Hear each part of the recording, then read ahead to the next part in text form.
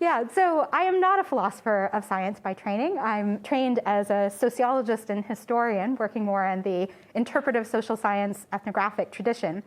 But what my research focuses on is really the intersection between local cultures and science and the methods that scientists choose to use. And so because of that, I get into quite a lot of the sort of epistemological issues about the pros and cons, benefits and limitations of different methodologies that are common to philosophers of science. And so you'll see that my talk here is really kind of an intersection here today between the social scientific methods that I use, but some philosophical questions that are common to the field. I'm going to focus today on the question of reductionism and the problems of reductionist methods in my field of study, animal behavior genetics, where I did my dissertation research and published my first book. And the title of my talk today, Is Behavior Genetics Reductionist, is probably more appropriately titled something like, Is Behavior Genetics Inappropriately Reductionist? Because experimental sciences always involve some degree of reductionism. They involve holding many parts of a system steady while trying to examine one component of that system and get some answers about that. So it's hard to avoid methodological reductionism, at least in some form, in the experimental biomedical sciences, but there has been quite a lot of ink spilled about whether or not the particular ways in which that reductionist program is instantiated, whether it's inappropriately reductionist.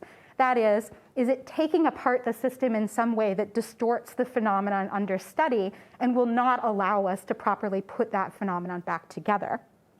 So we'll see if this works. Nope. We'll use this one. Just as an example, we have social theorists who have argued from this perspective. This is a rather well-known, well-cited book in the field on the neurosciences by theorists Nicoles Rose and Joël Abu-Rached. And they argue that even if we had effective animal homology, i.e. good models of the phenomenon that we were interested in, something that might be based, for example, on a specific neurological pathway for one aspect of a behavior in question, can we isolate one feature from the individuality of the organism as a whole? And they have in a chapter specifically on mouse models of psychiatric disorders, where they launch a number of critiques about how it is that the methodology used in animal behavior genetics might be inappropriately isolating these features in a way that prevents integration back into the whole to understand the target of interest, which is the experience of human psychiatric illness or human behavioral disorders. We see the same critique from scientists themselves. This is from an exchange that took place between the directors of the NIAAA, National Institutes of Alcoholism and Alcohol Abuse in the US, and researchers who were critiquing the movement of the direction in terms of what they were funding. And these two researchers write, addiction is a complex biological, psychological, and social disorder that needs to be addressed by various clinical and public health approaches. And they critique the Institute's overinvestment, what they see as an overinvestment, in models that study the molecular and neurological bases of the disease, believing that those things are not helpful for understanding the complex integrative whole that is an addiction disorder. So it's a similar kind of critique about inappropriate reductionism, this time from the viewpoint of the scientists. Philosophers have also gotten in the game, and this is where I'm sad that we don't have Jackie with us here today, because I'm going to actually build a bunch of this talk around one of Jackie's recent works and some of the arguments that she has put forward about the perils of reductionism in the context of an optogenetics model. And I'll just say, as a personal note, I didn't actually find Jackie and Jackie's work until after I published the book, as surprising as that is, given that she works in so much the same area. So I wanted to take this talk as an opportunity today to engage and be in conversation with some of her work, since I didn't get the chance to do that as part of the book that I published a number of years ago. All right, so here is the outline for today. I'm going to start with one of Jackie's arguments, where she makes the case for pluralism at several different levels as a means of avoiding some of the pitfalls of reductionism. And she asked us to consider both perspectival pluralism and methodological pluralism as ways of remedying some of the shortcomings of using reductionist approaches. I'm going to argue, building off of that both perspectival and methodological pluralism are already elements that we see commonly in animal behavior genetics research. Perhaps not quite in the way that she means them, but they are there. And by pointing to the fact that they are there, I'm going to argue that actually those weak forms of pluralism that are present point to some problems that are additional problems that we might want to consider about how best to deploy reductionist methods. So I'll argue that we have perspectival pluralism in the form of using multiple lenses in order to create controlled settings for studying genes, and that we have methodological pluralism in that research is an ensemble effort, and that even if one researcher is more or less involved in a single system, the group of researchers as a collective often has something like a plurality of variations on their methods. But each of these two means of perspectival and methodological pluralism has their shortcomings. Recognizing these forms of shortcoming points us to problems that are a little bit different than the methodological problems that Jackie is pointing us to. It points us to problems that exist more at the system level of the scientific community, where I argue what happens is the generation of knowledge asymmetries, because the knowledge accrued by one group doesn't flow well within the scientific community. So I'll look at what I call selective publication of epistemic byproducts and aspects of the system that incentivize standardization around one common model rather than integration around a plurality of models. And so this is mostly a book talk, but in the last bit of the talk, I'm going to move into talking about how these knowledge asymmetries show up in what's been called the reproducibility crisis. So this is edging into a new area of research for me, in which I'm looking at this conversation that's been known by that terms in biomedicine in the United States. And I'll show you how these same problems about selective publication that generates knowledge asymmetry and incentivizing standardization over integration both show up in that conversation as a way of arguing that they're repeated problems that we see within the structure of scientific communities. Okay, so Jackie's argument, published in Philosophy of Science in 2018. This is a paper of hers that I really like. And what she's arguing for in this paper is a form of pluralism wherein researchers would use more than one model to try and study the phenomenon under question in order to complement for the weaknesses of each model that they use. She's specifically interested in optogenetics. See a little mouse here with the light in his head, which is a technique where researchers can embed a particular genetic construct into neurons developing in the brain. And then because of that embedded genetic construct, they can use a light to literally turn on and turn off the activation of neurons in a specific area. So it's a really interesting technique in that it allows you to sort of specifically knock out an area of brain function in order to be able to relate the function of the brain in that particular area with whatever the behavior of interest is that's being studied. Now, Jackie argues that there's a lot of enthusiasm in the field for this technique because it's seen as something that can support strong causal claims. That if you can see a behaving mouse performing the behavior with its full neural network intact and then not being able to perform the behavior as soon as you switch on the light, that gives you a fairly strong causal argument that that area of the brain is involved in that behavior. But Jackie says, wait. That's not entirely true unless we know the sort of ways in which that technique might be prone to error. And particularly with new techniques, we have limited knowledge about how those techniques might fail and under what circumstances. She points us to the work of a research group that did a study that used not only these optogenetic techniques, but paired the same study with two other techniques that were also both designed to try and eliminate brain function in a particular area. One is by targeted delivery of a drug that disrupts neuronal activity to a specific spot in the brain. This mouse here has a little cannula, you can see covered with this cap. And what happens is the researchers use this little placed cannula that looks like a straw to inject drugs at a specific spot in the brain that will temporarily disrupt its activity. And the third technique that they used alongside optogenetics was a targeted lesion, where they create surgically a little permanent spot where the brain can no longer function. And what they did in this particular study was they looked at the same behavior, used all three of these techniques, which are, in the views of many researchers, arguably the same technique in that they're all eliminating function in a particular region of the brain, and asked, do they similarly impact behavior? And what they found in the study is that no, they don't. The results are not concordant. And so we should then worry about what kinds of errors or what kinds of sort of supplementary factors we need to be considering when considering the results of each one of these individually. She argues that the problem is that most researchers don't do this. They don't spend their time building up 3 independent and expensive techniques. They spend their time using only one technique.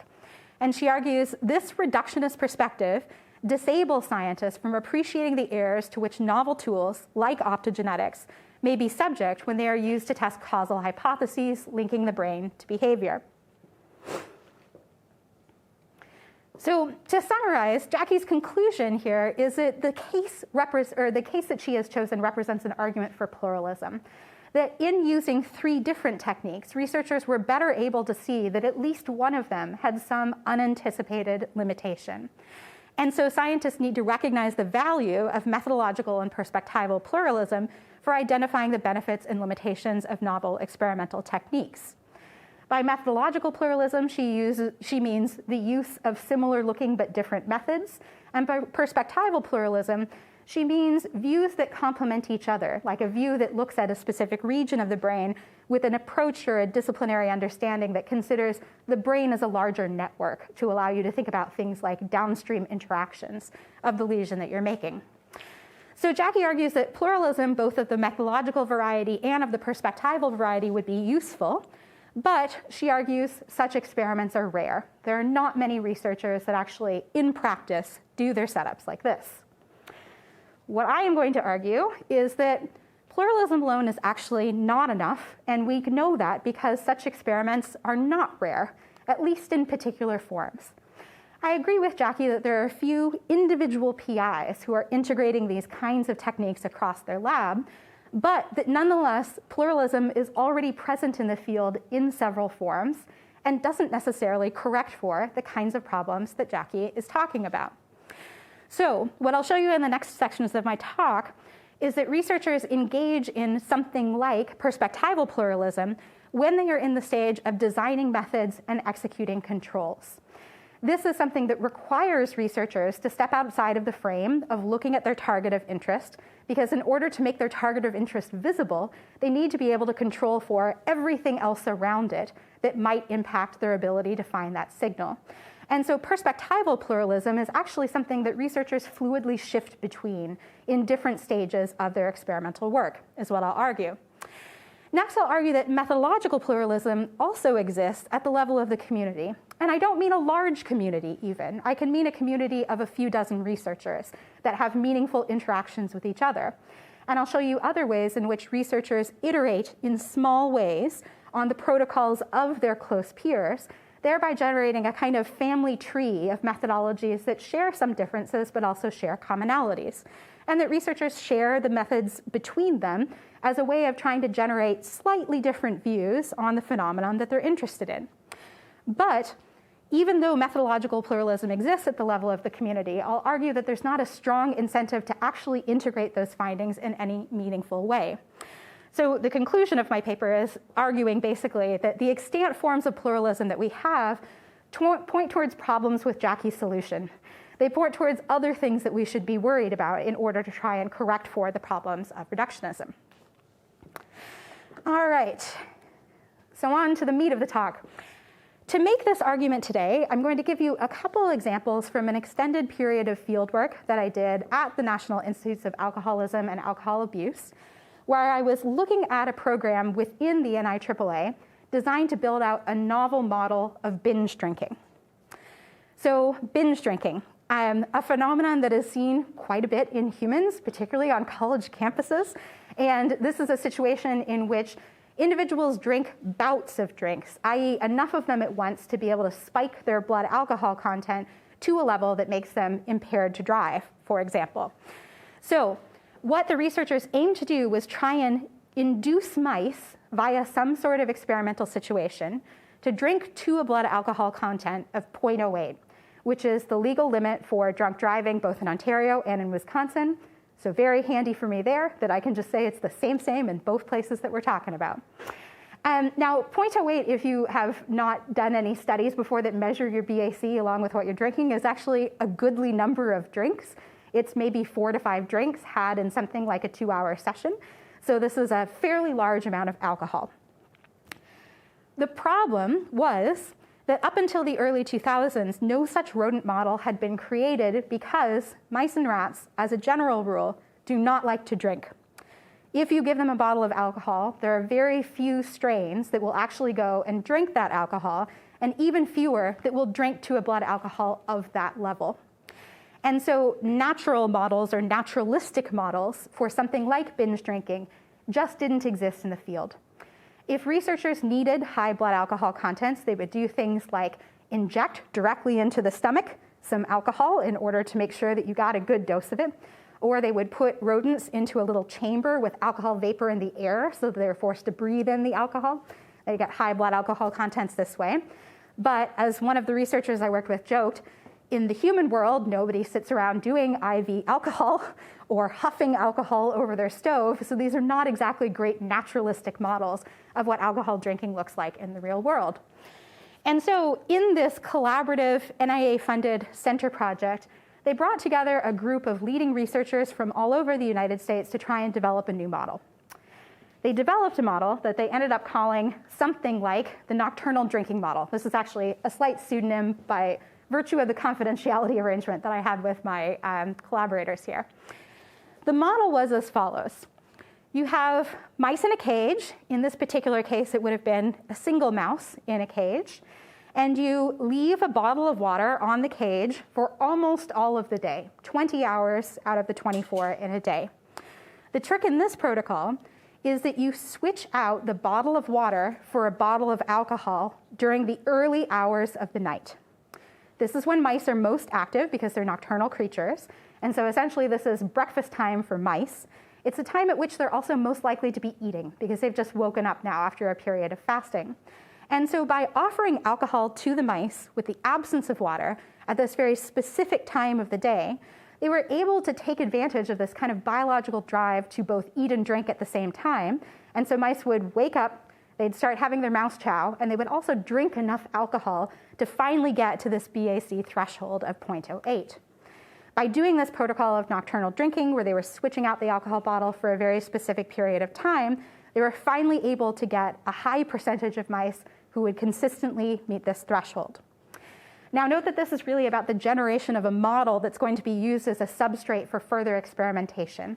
So the goal is here that another researcher might go on to create a genetic knockout to investigate the role of one particular receptor in drinking. But in order to do any of those kinds of manipulations, you need at baseline a study where mice drink enough. And so this is the aim here of this research group, is to develop this protocol for ensuring that mice get enough to drink. Now, this is a model that at first blush looks very much like a classic reductionist model. Its only criterion for success really is that mice get up to this blood alcohol threshold.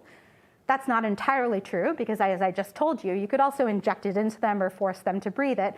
So it's not that the only criterion was the blood alcohol threshold, but this is the primary thing that researchers are interested in doing. Make sure that we replicate this one feature of the behavioral disorder such that we can then go on to study the genetics. So by many criteria, I'd argue this looks like a reductionist model.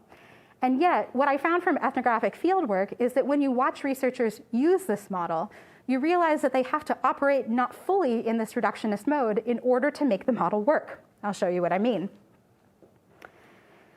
When building up the model, what researchers needed to do was a series of parametric experiments where they manipulated the environmental parameters in order to find what combination of factors would induce mice to drink this much. So for example, how did they know when was the best time to offer alcohol? They tried it at different windows of the day to find when mice were likely going to be eating most and therefore drinking most in order to figure out which one would work. What concentration of alcohol should they offer? If it's too low, mice might start drinking because they're already hydrated and never reach that blood alcohol threshold. But if it's too high, it might be so aversive because of the burning taste that they might not go there at all, and they just skip drinking until the water bottle comes back. How long should it be on the cage? Should it be there for 2 hours, 3 hours, 4 hours? Should you offer it with or without food? If you took away the food entirely and only gave the mice the alcohol bottle, they might actually drink more because alcohol is also a source of calories. So by taking away the food, you might actually get them to ingest more. The point is that in the process of doing this experiment, researchers needed to actually zoom out away from the gene and away from the brain and look at environmental parameters that contribute to that behavior. By systematically going through all of the aspects of the environment, they were learning about behavior as something like a holistic phenomenon, where they can say, environmental research here tells us that postprandial drinking after eating, seems to be a sort of natural biological drive that we can capitalize on. If we give it close to or after food, that seems to be to work the best to get mice to drink. So geneticists being geneticists also means that geneticists need to be environmentalists, because in order to bring up their models, they need to understand all of these factors to make a successful model on which they can then do their genetic research. The second point that I want to make here is that while researchers are doing this work, they're also learning about individual variation. So you can imagine yourself as a researcher in a lab here, and you have several hundred mice over your span of 2 months or so, all of which have exactly the same genotype, but you are putting them in the same environmental conditions repeatedly and yet seeing different results. So you get a chance to observe in a supposedly identical population of several hundred exactly how much variation there is, and there's a lot. So in some of the publications, researchers note that the BACs vary in the mice that they study from none, some mice refuse to drink the alcohol even when it's there, to 0.14 gram %, which is nearly double that limit. That's a lot of drinks. That's like 7 or 8 drinks in the span of 2 hours, so it's really quite a lot. The point being here, remember, this is exactly the same experimental protocol, genetically identical animals, and so there is some sort of variation here that's coming out of an interactive process between biology and environment, where something in development is predisposing some mice to drink more than other mice. Moreover, the format of the protocol had researchers test this drinking behavior on 5 sequential nights, because what they wanted to do was acclimate the mice to the switch that happened between the bottles, so that they wouldn't not be drinking because they had the human in there messing around with the human smell and the noise of changing up the bottle. So they do it on 1 to 3 and then count days 4 and 5 after the mice had been supposedly acclimated. What that means is now you get a chance not only to observe 100 mice, but 100 of those mice over 5 different nights, wherein researchers can see that some mice reliably drank more than others. It was not stochastic. You could see that individual mice reliably went back to the alcohol bottle and other mice reliably didn't. So that again points to the idea that there is some sort of developmental process there responsible for differentiating types of mice, even though supposedly all of the genetic and the environmental factors have been controlled. So in the book, I call these kinds of little knowledge insights epistemic byproducts, which is observations or knowledge that scientists accumulate in the process of trying to carry out their work. And in the book, I use the metaphor of a sawmill to try and illustrate this point and what I mean here. Most research programs have a specific intended goal. For my researchers as methodologists, it was to build a robust model of drinking. For other researchers, it's to link a particular molecular or brain region to a behavior. That's the goal of the process. But in order to execute that goal, they need to learn other kinds of things in order to build up the experimental system that gets them to their goal. So think, for example, of the process of making logs. If you're interested in taking this tree here and you want to cut it into some strips of wood, you're going to have to make sawdust as a byproduct. That's just something that inevitably arises from the work. Likewise, I argue that the epistemic byproducts, like I had on this past slide here, these things, are sort of like the sawdust of carrying out this project. That as you're doing this thing, you necessarily produce little other bits of knowledge in order to get the work done. Now, researchers don't necessarily value these things in their own right, though. They're not necessarily going to publish a paper telling you if you offer alcohol at this concentration or that concentration, or for this time or that time. They're not building this out into a comprehensive theory of why the mouse drinks or doesn't drink, because they're just pragmatically interested in this kind of data. And so this points us to problem 1 with what I think is going on here in terms of the reason why pluralism doesn't always work, which is that this type of information tends to circulate through informal channels, not through publication. And so you end up with something that looks a little bit like publication bias. So in this article, I argue that for some time, there's been a recognition in the field of forms of publication bias that are divided along so-called positive and negative results. Meaning, when researchers get a result that doesn't align with their hypotheses or that's not seen as valuable for their field, they might be less likely to publish that result. And so an asymmetry appears in the published literature, whereby the literature has more of those unsurprising findings or surprising findings or positive findings, thereby skewing your perception of what is actually out there in the natural world, just because all the rest of these things are in the file drawer. This is a thing, but I argue in this meta-research article that we should think of publication bias related to epistemic byproducts as also being a thing. That is, when researchers accumulate knowledge, even in the pragmatic sense, as they're going about their work, but then don't publish that knowledge, what they're actually doing is they're sort of depriving the reader of a source of information that impacts the way that they think about their phenomenon of interest. So for example, if you look at the animal behavior genetics literature and its publications only, you would be forgiven for assuming that animal behavior geneticists are genetic reductionists, because what do they publish about? Genes and behavior. That is what they're interested in finding. So they publish lots of articles about how particular gene products impact particular behaviors. But if you talk to an animal behavior geneticist and ask them, how much of a contribution do genes make to behavior? They'll be like, well, some, but it's complicated. Most genetic effects are very small. There's a lot of environmental effect. Why is that? Because they've spent 7 years in their PhD watching genetically identical mice do very different things. And so they know quite well the limits of how much genetics can contribute to any individual phenotype. So within their life world, they have a robust and complex understanding of what behavior is that comes from practice. And yet when it comes to publication, they share a very small sliver of what they have learned as a result of their experimentation with the world that creates an asymmetry in what can be known about behavior by somebody who has not undertaken that practice.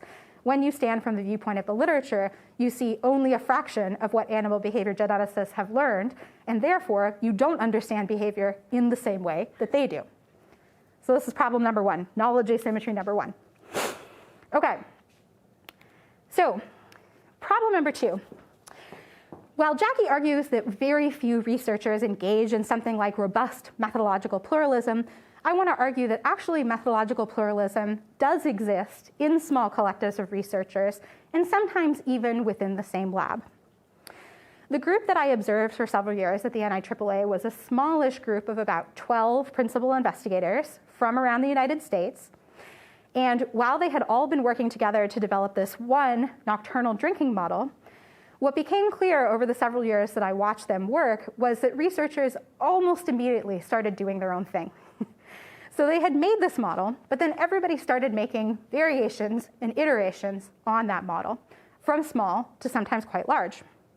For example, there were a subset of researchers who wanted to do a protocol where water was never taken away. So they worried that if you took away the bottle of water and gave an animal a bottle of alcohol for a period of time, even if it was only a short period of time, that the motivation drawing the mouse to that bottle of alcohol might be different than the motivation in humans. And so you might be capturing something like a different behavior or a different neurological substrate by virtue of having changed the motivational situation. So rather than drinking for the pleasurable pharmacological effects of having alcohol in your system, the mouse might be drinking just because it's thirsty and merely tolerating those side effects rather than craving those effects. And so researchers decided what they were going to do is they were going to offer alcohol, but with water to see what would happen. Spoiler alert, what happens is they don't drink as much, so they don't reach a blood alcohol of 0.08. And so the question in this group was then what to prioritize. Do we prioritize some sort of naturalistic analog to the way that humans drink, or do we prioritize the blood alcohol level that humans achieve? Lots of debate around this. Other researchers argued that what is different between mice and humans is that mice are much more neophobic when it comes to eating and drinking new things, meaning they're aversive to tastes that they haven't had before. There are lots of biological reasons why it is that rodent researchers think that this is the case. One of them, interesting fact, tidbit, you can tell your friends, mice can't vomit. There are actually very few rodents that can vomit, ferrets being one of them. So basically, if they've swallowed something, they are stuck with it, which is one of the reasons why researchers think they're quite avoidant of trying things that they haven't tasted before. Alcohol has a pretty distinguishable taste. It's hard to mask. And so researchers thought, well, maybe one of the reasons that mice aren't replicating the human phenomenon is just because their taste and sensory system is different. It's really highly tuned to notice that taste of alcohol, and so they avoid it. But if they were able to get past that taste, they might like alcohol just as much as humans. And so an alternative model that was developed by one member of the group was a system for injecting alcohol directly into the stomach of the mouse without having them taste it. This is the setup-ish that you see over here on the right, where what you have is a little pump that's surgically implanted into the mouse's stomach. And then this is a harness that keeps the mouse from kind of running away too far here. And then over here, what you can't really see is that there's two different sort of flavored water bottles. One might be, say, grape flavor, and the other is cherry flavor. And what happens is when the mouse goes to lick the grape flavor over here, they'll get an injection of water. And when they lick the cherry flavor over here, they'll get an injection of ethanol solution. What this does is it allows them to get drunk and decide which one of these they would like to drink, but without ever actually tasting the alcohol itself. They're simply choosing the cherry flavor, which is associated with having alcohol onboarded into their system. Now, if you put mice into this kind of setup here, all of a sudden some mice will drink a whole lot, mice that would never drink in this kind of situation. And so this researcher preferred the setup because he thought even though this was not similar exactly to the way that humans learn to drink, he thought there were some analogs. If you've ever been to a party where they have a giant tank of purple Jesus, like cheap grain alcohol with purple Kool-Aid mixed in it, you'll know that humans also temper the taste of alcohol while they are learning to drink in order to be able to find the taste palatable. And so he argued that this was, in some ways, quite a naturalistic model, that you could have a rodent who's learning to experience the pleasurable sensation of alcohol masked by some sort of taste, such that they get used to that pleasurable feeling and choose it more and more over time. Okay, so the point that I want to make here is that methodological pluralism exists within the community, and this was not because of sort of underlying ontological divides. And so when you went and talked to these researchers and asked them essentially, do you have a different conception of what alcoholism is? Do you think that it's fundamentally about taste, for example, or about desire?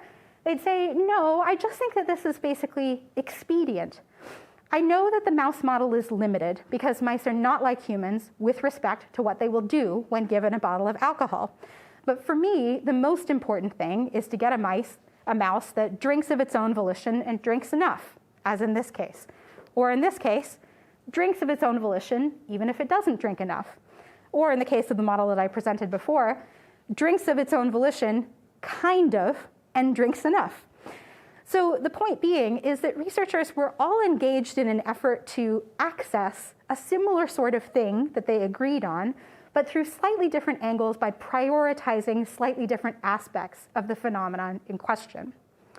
So I want to argue that rather than each of these models being considered to be an independent reductionist model, what we should consider is that there's something a little bit more like the ensemble efforts that we see in climate modeling. And here I'm drawing from the work of Paul Edwards, but there's also work that comes from philosophers of science that are looking at the phenomenon of ensemble modeling, whereby researchers develop different models of how climate change might work. And then rather than trying to choose which is the one best model, they use all of those models to try and generate some sort of information about the target phenomenon of interest. So Paul Edwards argues that this is something like a shift away from reductionism, and or it's a revision of how we think about reductionism in science. He writes, "The reductionist ideals of an age of science sought to always explain large-scale phenomena through smaller-scale component processes. Complementing rather than replacing it, in computational sciences such as metrology, meteorology, sorry, science of measurement comes first to my brain, such as meteorology, a new ideal has emerged, an ideal that we might call reproductionism. Reproductionism seeks to simulate a phenomenon regardless of scale using whatever combinations of theory, data, and semi-empirical parameters may be required. And he goes on to explain what this looks like in the case of climate science, where yes, the model of the climate and the planet is being reduced to, say, 10 or 12 parameters, which are then put into a model in order to make some predictions about temperature or wind or whatever it is that they're trying to model. And that in a way, this is a reductionist ideal because it's trying to choose these few parameters that then can explain the phenomenon as a whole. But that the game here is not actually to try and choose which 3 parameters model the climate best. It's to use any combination of parameters to try and get to a pragmatic goal of trying to predict what's happening in terms of the data that they're seeing. And that is a project that he argues is best done in common as an ensemble effort with the proliferation of models. Now, Edwards argues that this is something that is sort of a new phenomenon here, complementing rather than replacing the reductionist ideal. But I will argue that if you look at many sciences, this is exactly what they look like in practice. That what you see is many researchers, like my alcohol researchers, who are each trying to get at a phenomenon, using different variables, prioritizing different variables, tuning them up or tuning them down, and putting together all of their collective work to try and understand pragmatically the phenomenon that is alcohol drinking.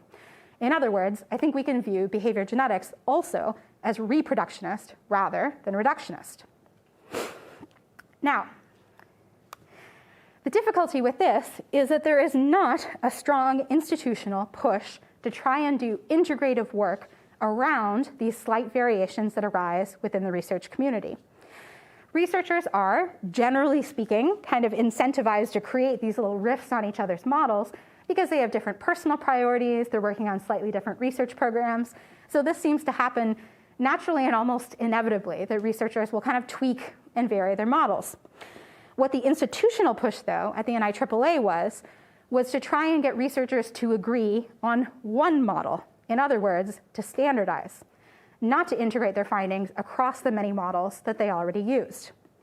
So when I interviewed one of the extramural activities directors, the extramural activities director at NIAAA at the time, and I asked him about the origin of these special center grants that were doing things like developing the nocturnal model, he said that when he was reviewing his portfolio of extramurally funded research, what he noticed, one thing that became apparent, was the fact that people were working with their own little unit in terms of research. So if they had one model, people would work on that model. Another guy would work on the same model, but he'd change things a little bit. Both of them would modify something, as you saw before. And if you looked at the data, the results coming out of them, you could never correlate them. So this is the problem that he sees, is that you have all of this data, nobody seems to be integrating it. He seems to think it's not possible to integrate it. So what he decided to do was create a funding mechanism where the researchers all had to agree on one model and use that one model. In other words, they had to standardize all of their sort of multiple pluralistic practices to come together to collective agreement on one model. This is not integrative pluralism. This is just standardization. And I will argue that this is a problem. This does not bring with it the kinds of benefits that Jackie is pointing to in terms of trying to catch your epistemic biases. Okay, so in the very last little bit of the talk here, I'm going to tell you how it is that I see these same patterns taking place in conversations around reproducibility in the United States in biomedicine. So these are things that come up not just within the sort of small scale setting of a dozen people that I was following, but things that also happen writ large. So as a reminder, the two things that I pointed to here as problems that we can see by virtue of this close ethnographic look with what researchers are engaging in, we see knowledge asymmetries due to selective publication of what I've called epistemic byproducts, this kind of knowledge that's off-target knowledge, the things that you didn't mean to gain, but that you did gain in the process because you had to. So asymmetries between these things because they don't circulate well. And then second, I've argued that we have few incentives to integrate disparate models, and we have stronger incentives to standardize, getting rid of the pluralism and instead focusing many groups of people on the same model. Both of these things come up in conversations about reproducibility. To give you an example, I'll give you a classic replication study that's actually from the late 90s. This is from the animal behavior genetics literature, and it's one that predates the reproducibility crisis itself, but which shows you some of these same patterns. And in this study, we have a group of 3 researchers, one of whom is in Canada, Doug Walston. I think he was in Alberta at the time, maybe Windsor, possibly. He's been a couple different places. But what they decided to do was a suite of standard behavioral tests. So it might be a test for anxiety, a test of how much the mouse drinks, a test of activity, etc. They did these with genetically inbred strains. Here are the strains down at the bottom here that they tested. There are, again, half dozen, 8 different strains that you can buy from standard facilities like Jack's Labs. Then they went about trying to standardize their protocols as much as was feasible without reconfiguring the actual material infrastructure of their labs. So for example, they didn't rebuild their mouse rooms so that their mouse rooms looked identically the same, but they did try to do things like control the temperature, make sure that they were doing their experiments at the same time of day, and spent a lot of time trying to standardize their protocols within what they thought would be a stretch goal, but reasonable for the research community, something that you could do, not actually blowing apart the lab and making them all exactly the same. So they do this, they run experiments. What do they find? This is for one particular test called the elevated plus maze, which is a mouse model of anxiety-like behavior. And what you can see here between the Portland, Edmonton, and Albany labs is that there are quite significant differences in the kinds of results that they get. Some here where the error bars are really far apart. They're not even overlapping at all. Moreover, those differences don't appear to be systematic differences in the sense that one lab just appears to have more anxious mice than others. And so you could apply some kind of corrective where you're like, okay, fine, well, it looks like Edmonton was just anxiety provoking. We're just going to dial them down a little bit to sort of make them in line with the other lab. What you see is strain interaction effects. So in some cases here, this particular strain is having huge variations that don't match the kinds of variations that you see in other labs. So if you performed a simple correction, you wouldn't get things to line all back up because it appeared that some strains were more affected by some differences than others. So it's not just a simple case of trying to remove the background noise of the laboratory. So this was a replication study that they did precisely because they wanted to make the point to the research community that the laboratory background is a variable that's uncontrolled and in some senses, practically speaking, uncontrollable. That researchers, without completely remaking their laboratories, would not be able to get a handle on this source of variation, so that they needed to always have an appreciation for this uncontrolled variation that would exist within their experimental results. This, I argue, is something quite like an epistemic byproduct that they had gained themselves through years of doing research. They had been collaborating for many years, these guys together. They knew that their experimental results tended to be different. They had some suspicions about which variables might impact them, which turned out to be wrong in the course of this study. And so they did this study to try and formalize this knowledge that they carried informally, to say, we know that our different laboratories seem to be impacting the mice. Let's put some data on it to show it. So this is, I would argue, a relatively rare instance where we see a substantial formalization of an epistemic byproduct and then publication of that byproduct. This ended up being a very successful paper. I think it got published in Science magazine. So it's one that really made a lot of headlines at the time. Now, here's where we see the asymmetry coming in. Because this had been such a widely discussed study, about 4 years later, the same group of researchers got back together and did not only a reanalysis of the results in a little bit more depth, but they also analyzed the reactions to their paper. So they looked at who was citing their paper and what message they were taking away from this replication study that they had done. They argued that for many people, this was absolutely no surprise, nor should it be. As they say in the paper, given the large body of research in mouse behavioral genetics dating from Yerkes in 1907, no informed scientist should be shocked by a report that the environment can alter mouse behavior. In other words, they're saying, we don't even know why this got published in Science magazine. This is a thing that should be dead obvious to everyone. In the same paper, however, they note, our contacts with scientists outside the field of mouse neural and behavioral genetics have generally shown the perception of the article's message to be the pessimistic interpretation, behavior is just not reliable. In other words, I think you can read this as saying, researchers who are not participants in this field and didn't have that sort of practical tacit knowledge gained from doing experiments had a much different expectation about how much variation could be expected by virtue of doing an experiment in one lab versus another. And so I think this has strong implications for thinking about the reproducibility crisis, because it means that researchers who are socialized in different fields are going to have different expectations about how much baseline variation you should expect. That may mean that in this case, researchers from outside the field look at results from animal behavior genetics, see variation, and deem them to be less trustworthy than they may actually be. Now, assessing what the sort of true level of trustworthiness is a very thorny problem. But for those inside the field with this pragmatic practical knowledge, this is an acceptable and normal amount of variation. But for those outside the field, this looks like a reproducibility crisis. This is, I argue, a pattern that repeats over and over again in cross-disciplinary conversations about what goals for reproducible results should look like. Okay, point 2, tendency to standardize rather than integrate different data. Another thing that you see within the reproducibility crisis literature is a strong push towards trying to standardize. That if we could just get researchers to agree on some common parameters, we'd be able to get rid of this pesky irreproducibility and it would go away. There is, however, a subset of researchers from animal behavioral research in this field who are arguing that standardization may, in fact, worsen reproducibility.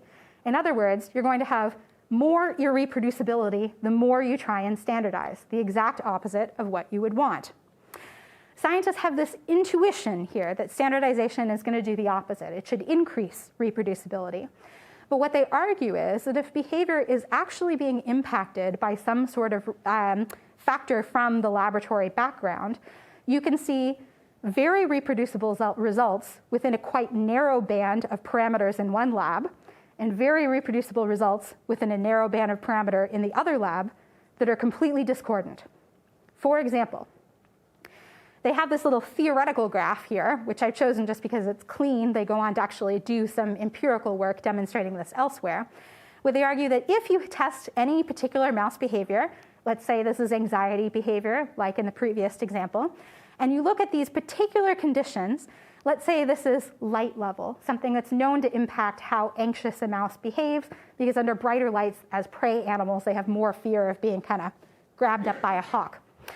So some mice might be more sensitive to high light levels than others. And so if you test under high light levels, you might see here that Mr. Black Mouse, will say he's C57, has higher anxiety than our mouse over here. Take this over to a different lab that has lower light levels, and you might find exactly the inverse, because perhaps this mouse just has a high baseline anxiety level. So it's anxious all the time, regardless of what the light is doing, whereas this mouse here is much more sensitive to what's going on with the light levels. And so you could have two different laboratories, each of which who has very carefully standardized their protocols down to the level of light levels. They're producing discordant results that look like irreproducibility, but are in fact true biological responses to variation. So the idea that standardization is going to help reproducibility only works if, first of all, you're standardizing many, many things across labs, like light levels across all labs. And in doing that, you might lessen generalizability. So you can imagine here a situation in which researchers are like, fine, we get it. Light levels, important. Everybody, we're going to go for 100 lumens, or whatever the parameter is. You capture all of these results, but you would never know about these results. And so you would miss some important information about biological variation. Now, what I'll add here is just a final note, is that the people who are arguing for heterogeneity rather than standardization are quite a bit in the minority within the community of people that are talking about reproducibility issues. This is a study that I did now a couple of years back that is a discursive analysis of a large body of papers commenting on the reproducibility crisis. It's a data set of about 350 papers across the scientific published literature and the popular press that are talking in some way about the reproducibility crisis. And then we coded those papers for what issues that they mention and how frequently they talk about them. So for example, we might look at how many people talk about reagents and the lack of standardized reagents as being a problem. And then we'll code the chunk of the text that does that. How many people talk about Bayesian statistics as being one potential solution? And so that gives each individual argument or article kind of like a unique fingerprint of the issues that it talks about and how much it talks about them within the context of the article. Then we use correspondence analysis to basically visualize those differences and put them into a space where we can actually see how similar and different their discursive features are. And here's one of the things that we find. Along these particular dimensions, dimensions 1 and 3 of the variation, what we see is that the people who are talking about heterogeneity emerge as their own sort of loose but identifiable cluster. And using cluster analysis, we can repeat that such that we see that they do seem to be legitimately a different cluster than the other articles in this space. But they're quite disconnected from these more common communities up here that are more attached to the sort of central discourse of reproducibility, which is about things like transparency and openness in science, need to reform statistical methods, and needs to do things like standardizing reagents. So those people that are advocates for increasing variation and paying attention to the problems that standardization brings are people that are quite a bit in the minority in this grand debate. I find it not surprising that they come from animal behavior genetics, given what I know of animal behavior genetics, but they have not had a lot of penetration within this general sphere. And so you see a fracture within this community that puts the animal behavior geneticists that are making these arguments against standardization on the outside. If these guys are right, and that increased standardization would reduce both the generalizability of the results as well as potentially reducing their replicability, that means that a whole chunk of people here are potentially heading in a wrong direction and not listening to the people who might be able to guide them otherwise. Okay, so in conclusion, here's a conclusion. I agree with Jackie that pluralism could be a good antidote to the pitfall of reductionist methods. I think she's right that when you look for consilience across a range of different methods that you think are going to each fail in a different way, that gives you a greater appreciation in general about the limits of your knowledge. It shows you, or it gives you a lesson in epistemic humility, I will say. You see how these things can fail. But this pluralism has to be at least somewhat integrative. And I know there's a lot of philosophical discussion about in what ways integration should happen in arguments about pluralism. I'm going to back off from that as not a philosopher and instead encourage your comments on it. But what I will say is that pluralism, we can see that it exists. It's not that pluralism is not a practice. It's just not a practice that's typically integrative, as I see it manifested, at least in my field work.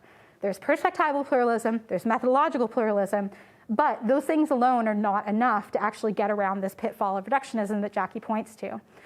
And the fact that pluralism exists, but exists in a non-integrative way, is what generates these knowledge asymmetries that give us repeated problems that we see showing up over and over again in scientific fields. And finally, I've shown that these asymmetries here that I pointed to before align with divisions in reproducibility discourse, showing us one other empirical case in which they show up, suggesting that they might be more common features of scientific communities rather than specific to the group of animal behavior geneticists that I studied. Okay, that's it. There you go.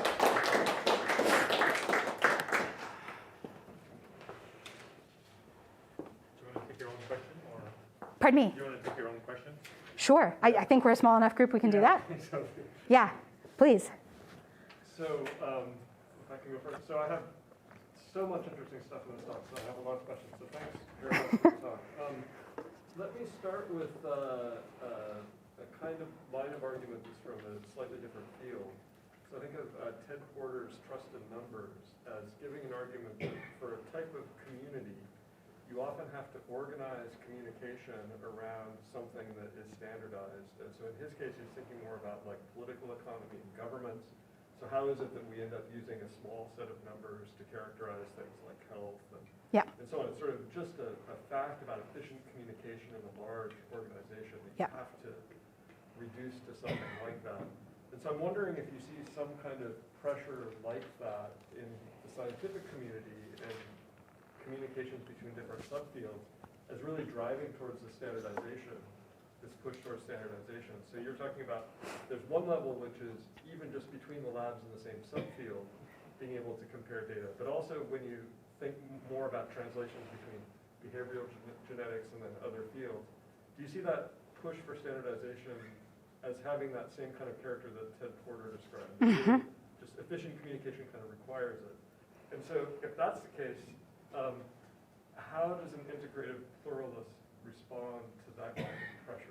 Right. Okay.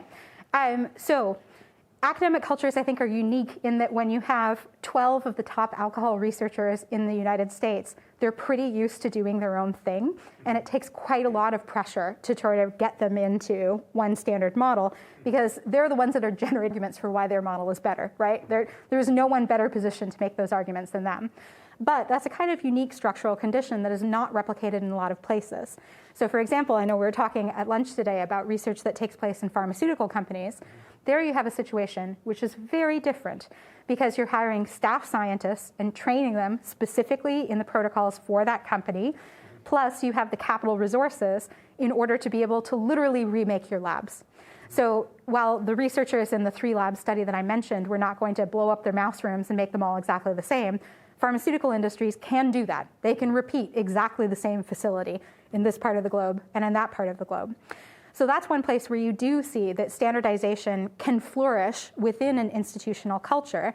And one of the reasons that I think that's the case is because there are strong incentives to do so because of the connections between the pharmaceutical industry and the regulatory process. So when the FDA specifies, these are the kinds of things that you need to have in terms of architectures, regular testing procedures for quality control, all these types of things.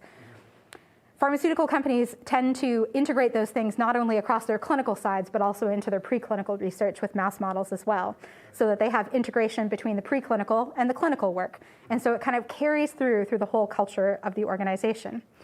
Now, what should somebody who is arguing for an integrative pluralism say? Well, what I would say is that you run the risk of creating an epistemic monoculture, which has some fatal flaw that you don't know about. Exactly the kind of thing that we were talking about before, where there's a systematic bias that you can't catch because you have nothing to catch it against. This is the kind of argument that we see quite a lot, actually, made about regulatory science, is that when you have one standard protocol for testing a toxin and it's used for all kinds of toxins, you lose the ability to know in which ways that protocol fails because you don't have widespread testing to test it against. So the argument here, I think, is a little bit tricky to make in the sense that you need really good examples for showing why epistemic monoculturing is a really bad idea, which is why I like your physics one. You gotta send it to me. But when you can make that argument, it's one that intuitively makes sense to a lot of people because people understand how monocultures in other senses, agricultural, thought, are dangerous, right? So it's an argument that has a lot of intuitive appeal. It's just that undoing the research cultures that lead towards standardization is such a massive project, I don't know if it's even possible to advocate for in some senses. I have a question playing on incentivizing standardization. Do you think if scientists did more cross, my apologies. If scientists did more cross-species analyses and looked at paradigms that are equivalent, say, from non-human primates to rodents, do you think in that sense scientists could appreciate the errors, actually identify them, and then have better hypotheses to test behavior when it comes to the brain? Do you think that would? Because I don't really see a lot of cross-species analyses, so I'm wondering if that would be one way that scientists in basic research could actually appreciate the errors. Mm-hmm. So just for those at the back, I'll repeat it in the sonic direction that is towards you. The question here is about whether if you did cross-species analyses, that might be another way of checking. So you use the same protocol, but you use the same protocol on multiple different species. Two problems that arise with this. One of the problems is that each of these protocols need to be tuned in some sense to the specificity of the species. And so the protocol that I've showed you here for how it is that you get mice to drink works in rats, kind of, but definitely not in other species. And other species don't even need this kind of incentive to drink alcohol. They will just drink. So non-human primates will drink in bouts in very similar ways to humans. And so what would it mean to compare across species? Because if you did exactly the same protocol that works for rodents, you would be ignoring the sort of evolutionarily specific behaviors that are in those species that try and replicate the common target that is the behavior of high drinking. So that's one problem that you have, is that it's not entirely clear what a cross-species test would look like. The second thing is that there is an increasing movement over the last 50 years of biological research to converge around a small number of model organisms. This is literature that I bet you know well. This is something that like Rachel Ankeny and Sabina Leonelli have written about ad nauseum, trying to show you how it is that the geneticization of biological research in general has really canalized the research community into a small number of organisms that have large amounts of genetic resources. So particularly if you're an animal behavior geneticist, choosing a species that does not have sequence data is a complete non-starter, because you would have to build a whole genome from scratch, and that's going to be your career. You're not going to get at research alcohol. You're going to be doing that. And so you could do something that would be comparative across the number of species that are sort of available to you. But what's available to you is massively smaller than what you had, even if you go back to, say, the immediate post-World War II period. Yeah, that's a really good point. And I just have one more question on that. What about cross-analyses of different paradigms that are involved in substance abuse paradigms? Like, what about, would that be of any help? Actually, yeah. Yeah, I mean, this is the thing that I think would be most interesting to do, and that I think there's the least institutional incentive to do. So the kind of work that Jackie was pointing to, where you've just got people that are layering on, here's 3 different things, that's somewhat rare in the cases that she's talking about, because each of those techniques is hella expensive, right? It involves surgery. But it is much more common to do in kind of naked behavioral testing, where you've got like mouse in this kind of box, mouse in that kind of box, mouse in the elevated plus maze. That's common to do these days. And in fact, consilience between 3 independent behavioral tests is now essentially a requirement of publication. So researchers are doing that all the time. What they generally do, though, is a very loose sort of analysis that says, yes, we got consilience, no, we didn't. There's not a whole lot of incentive to try and get people together and try and go, all right, well, in your model that really ups the sort of volition factor, and in my model that downplays the taste factor, how the fact that we've tuned the parameters up this way and down this way impact the results, and what do those mean? That's the kind of work that happens in climate science, right? That Paul Edwards is talking about with those integrative models. It's not the kind of work, though, where you have like an IPCC for mouse behavioral studies that's going to provide the infrastructure to do that. And so, to my knowledge, there's not a lot of people that actually do it. What researchers have done that I think is very interesting, and I was going to say sad in the sense that it's frustrating that it didn't work, but they have tried to generate hypotheses about what they see as the major sources of variation, such that they could try and suck up that residual variation and get down the effect of the lab. And so embedded within this 3-lab study from Crabb et al. Were a couple of their, kind of like top 3 hypotheses, right? So one of the things that they thought might work is, well, we think there's a difference between mice that are locally bred in facility and those that are shipped out from some sort of central facility, because probably the process of moving them around messes them up a little bit. Did not make a difference. Was not a factor that accounted for variation. And there are several other hypotheses like this.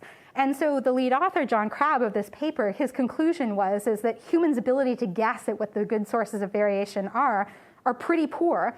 Moreover, the interaction effect that we see here, where environments make a big difference for some strains and others, means that if you actually wanted to do that project of trying to soak up the residual variation, you would have to do it on a strain-by-strain and test-by-test basis, making it a sort of parametric project of immense proportions.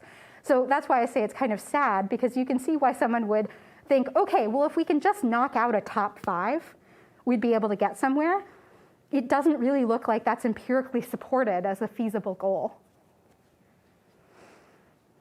That face, that's like,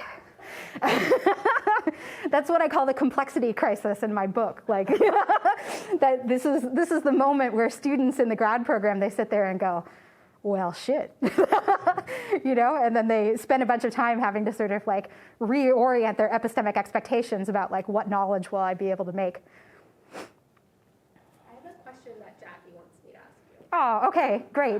I'll take off my mask so I can do work there. So she asks, I am keen to hear whether you think scientists themselves have a unified understanding of what the term reductionism or reduction even means, and what role philosophical understandings of the term have played in generating misunderstandings within scientific communities. Not only about what the term means and where and when and where it actually applies. Okay, that's an interesting question. Thank you, virtual Jackie.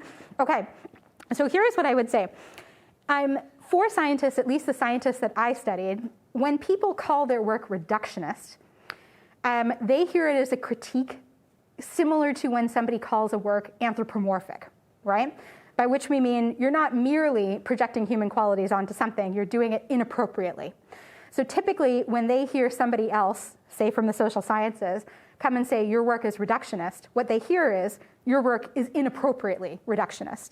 And so the answer back is usually from them, I know that drinking is not just genes. Believe me, I am only doing this because there's no other way to approach the complexity of the problem.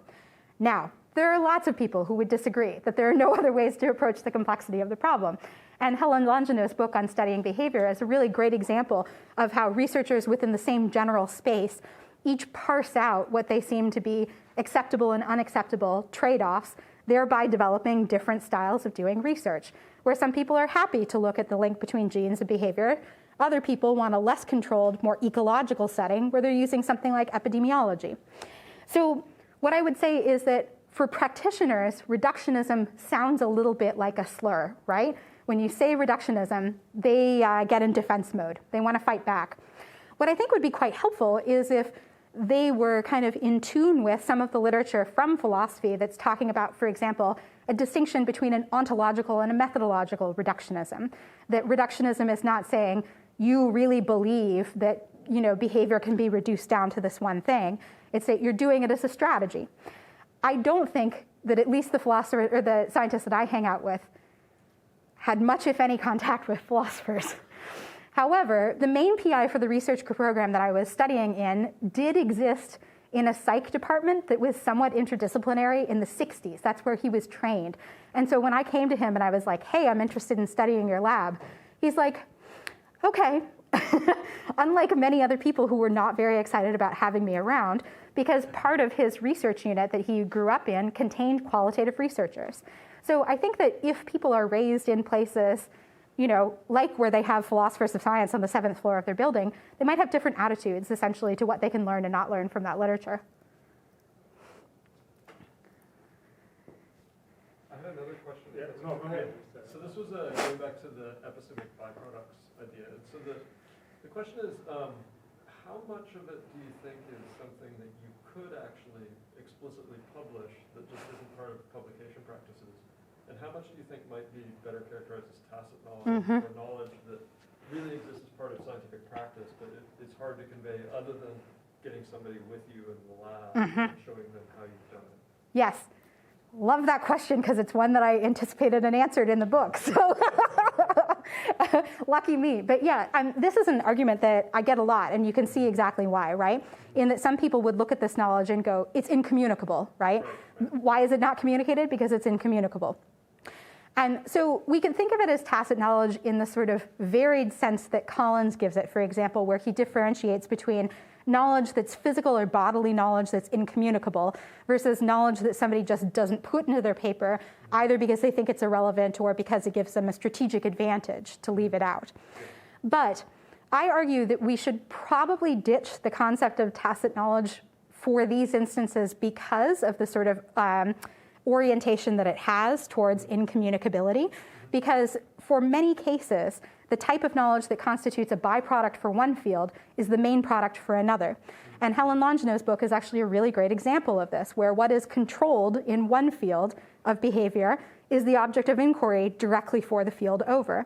And so I want to argue that actually byproducts is a matter of sort of like field values and priorities rather than communicability or incommunicability. That there would be many ways of formalizing this knowledge were you incentivized within your community to do so. And I give some examples of various ways in which things that are byproducts have been formalized up, like this study, even within the field, where there are incentives for being, to some degree, a methodologist who publishes these things. So you can be a behavior geneticist, but still occasionally publish about the lab environment, because there's kind of a niche role that is the role of the methodologist.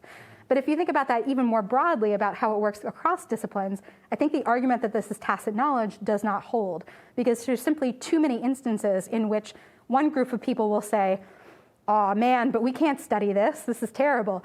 And this other group says, "I have a scale for that," right? So I don't buy the argument that it's tacit knowledge. Good. Good, okay, good. That wasn't quite a question. It was just partly it's interesting because part of what you do, and this is the way that a lot of people have responded to Collins is, yeah, you're just talking about methodology. So like there's an early debate between Collins and Franklin where really what's going on is sort of assessments of reliability of data processing techniques. And again, it's the thing that wasn't in the focus of the physics debate about detecting gravitational waves. But that's actually a totally appropriate topic that you can take on. That, yeah, you can assess, you can look in detail, it just wasn't the main focus of the particular results that people were citing. So, yeah. 100%, yeah. And just to give you a very quick example that I go into a little bit in the book, there are some areas in which you see people navigating towards topics that for others are byproducts because of changing institutional incentives. So for example, stress in rodents is something that people worry about quite a lot as a confound, because people who are rougher in handling rodents, or somebody who's like had a bad day, or even the smell of different individual people is going to stress rodents out, some rodents out more than others. And of course, stress interacts with behavior in all manner of ways, right? So for many people, that's an object of unwanted variation that they seek to control. But for others, it's an experimental intervention because of its policy significance. So given that we have a sort of suite of policy measures that are aided or focused on reducing adverse childhood effects, events, ACEs, effects, given that this is a thing in the medical world, there's a group of researchers that then use stress to basically experimentally look at, if you stress out a mouse in its early periods of development, how does that impact its trajectory for developing anxiety, addiction disorders, et cetera. So what is something that other people are controlling for, this group over here is formalizing up that knowledge in order to be able to use it as an experimental intervention. So I think that's a nice example of how it is that confounds are just another person's research object. Right.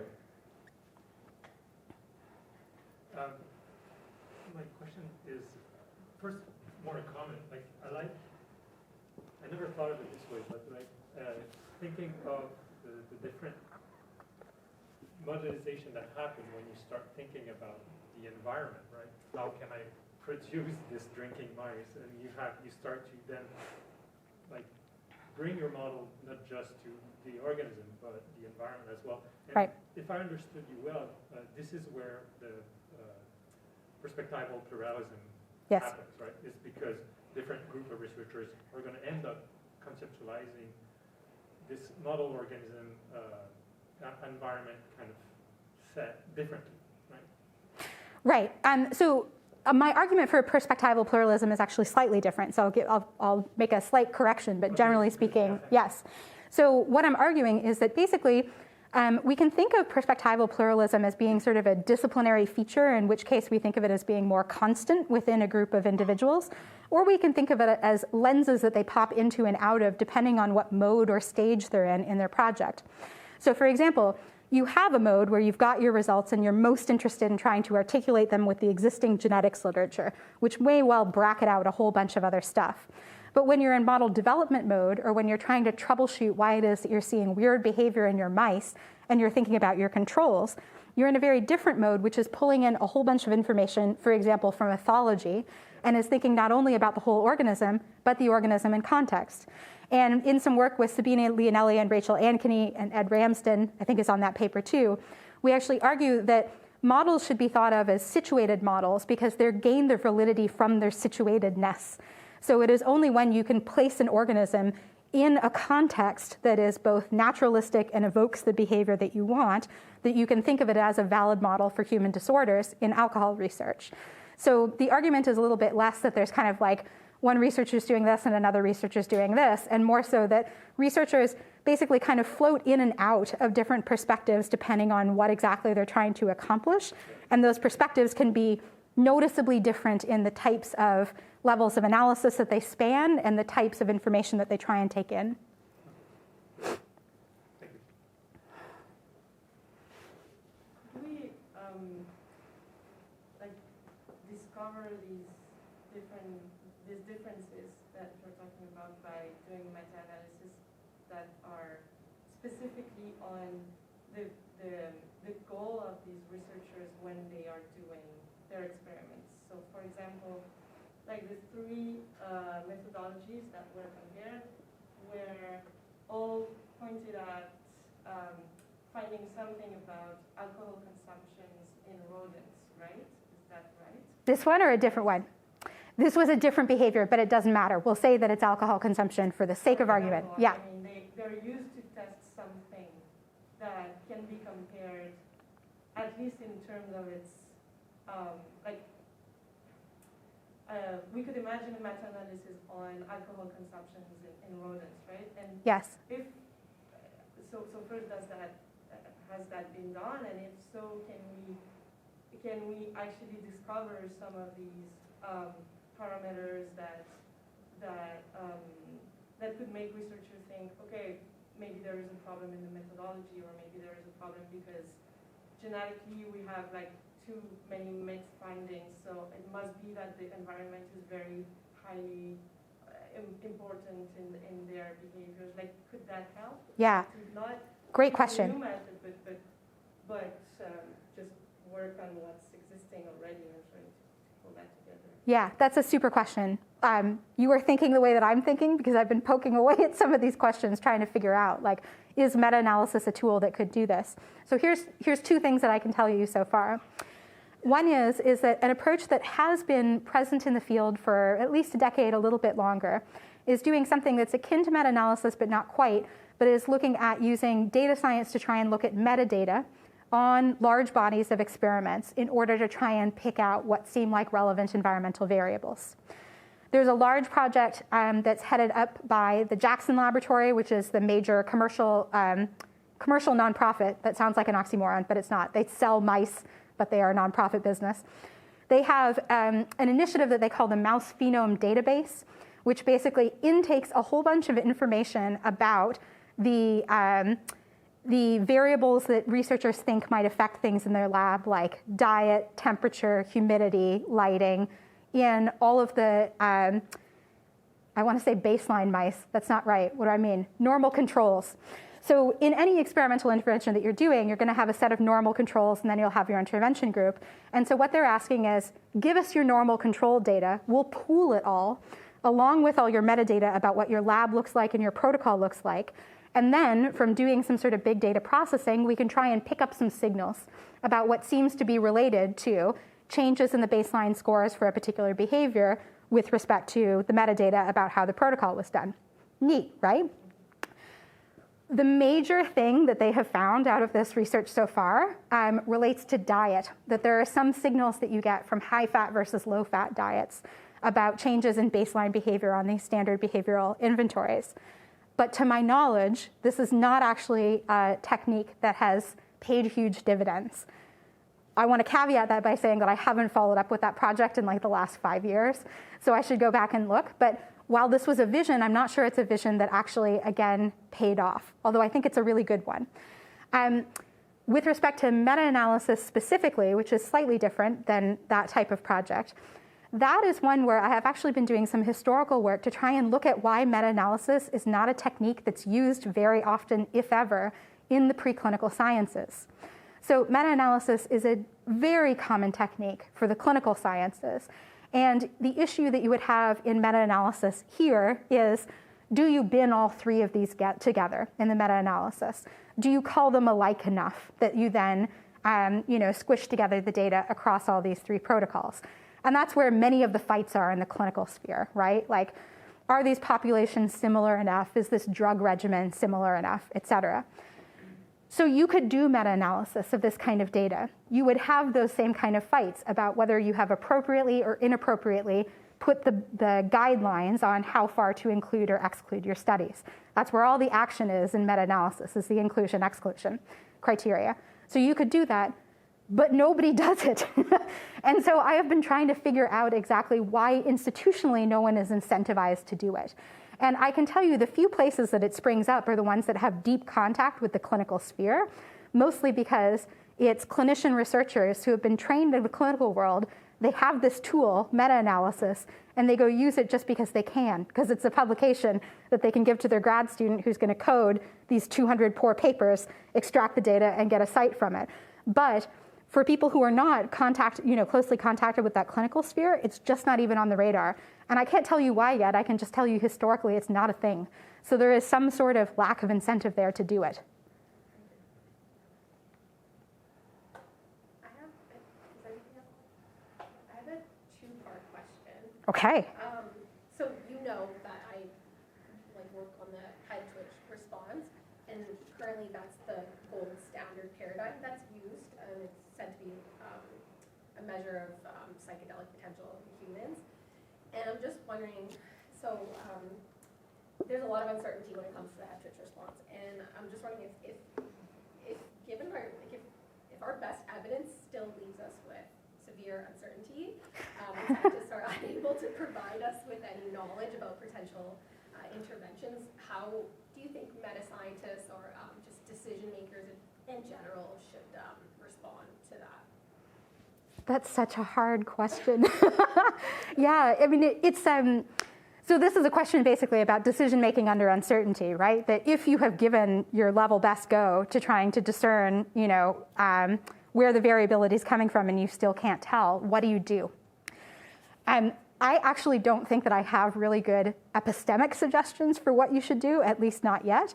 What I have done some research on is kind of the psychosocial impacts of that, essentially what happens to students, professors, when they find themselves in that position. So they come in with a certain preconception of what type of knowledge they'll be able to produce in their work.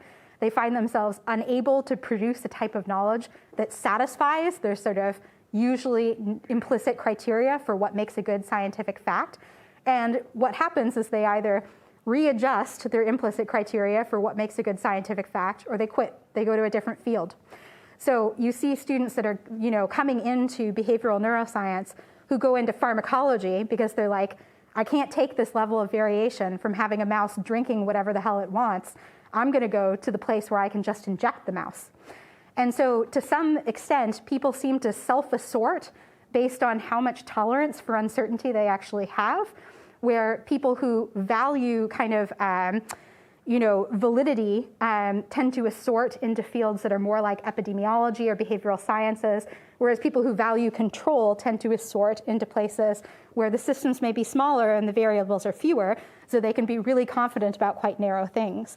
So I think that's one thing that happens essentially in a sort of psychosocial way, is that people either manage to sort of make a switch where they say, okay, I know that I can't make a fact a la physics fact, but what I can do is I can provide a kind of opening or a hint to clinicians who might be able to look at the same receptor in humans. And for me, that's good enough, because in the end, what I care about is not making facts, it's helping people with alcoholism. So some people are able to make that transition, others are not. And so they kind of then move to the place where they have a sort of degree of comfort with uncertainty. My next question is related somewhat. So I've found that in moral philosophy literature, there's a lot of discussions about how, there's a lot of arguments that we should benefit humanity in the long run. And I'm reading this in the context of psychedelics, but I think it kind of somewhat can be applied to climate science and complex modeling in climate science. And so they say that they suggest that benefiting humanity in the long run is of great moral importance. And I'm just wondering, do you think it is possible for scientists to do this predictively, given there's so much uncertainty? and if so, how can scientists actually provide some evidence in the long run? Yeah, that's a really good question. So you probably know this part already, but in my book, I talk a little bit about how animal behavior geneticists sort of rhetorically manipulate the time scale on which they think they'll be able to contribute by saying, I'm doing this work, but I think its fruits will be outside of my scientific lifetime. So I am adopting this longue durée perspective that if I make a good model now, somebody else 20 years from now is going to have better techniques to study that model, but at least the behavior will be right. Their critics say, critics, middle guys, this is not right. You have made an animal model which eliminates so many of the things that makes human drinking, that investing in this for the next 50 years is a huge sunk cost fallacy.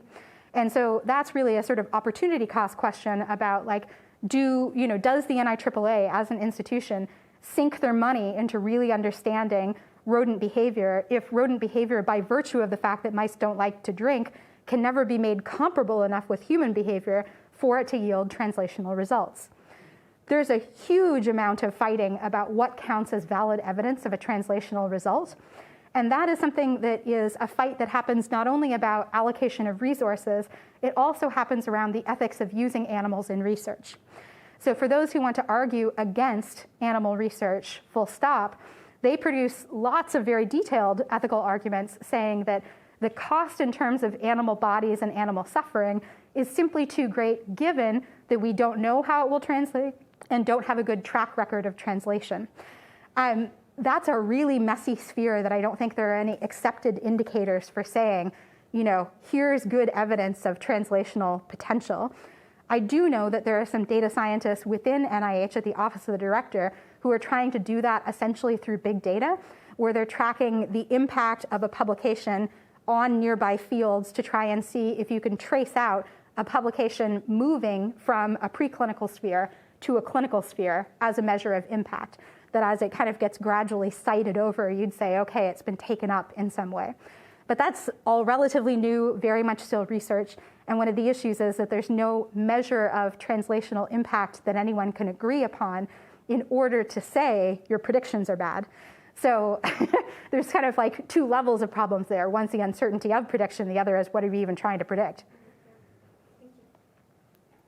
Just answered two really big questions already. Very tough one. So thank you for this wonderful talk. Thank you.